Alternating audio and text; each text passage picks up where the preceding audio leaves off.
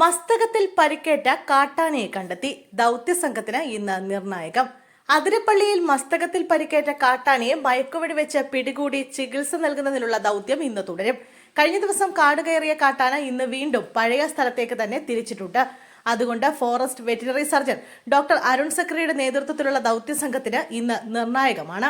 കഴിഞ്ഞ ദിവസം ആനയെ പരിക്കേറ്റ നിലയിൽ കണ്ടെത്തിയ 14-ാം ബ്ലോക്കിൽ തന്നെയാണ് തിരിച്ചെത്തിയത്.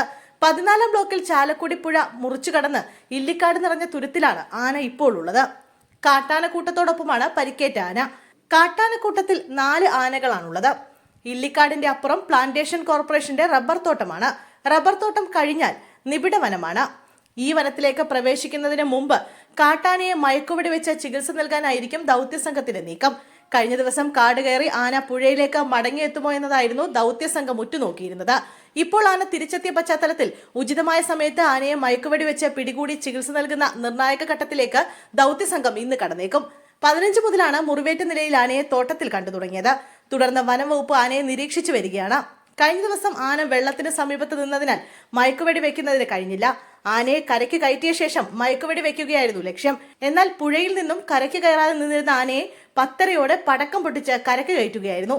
തുരുത്തിൽ നിന്നും പ്ലാന്റേഷൻ തോട്ടത്തിലേക്ക് കയറിയ ആന എസ്റ്റേറ്റ് റോഡ് മുറിച്ചു കടന്ന് പിന്നീട് കാട് കയറുകയായിരുന്നു.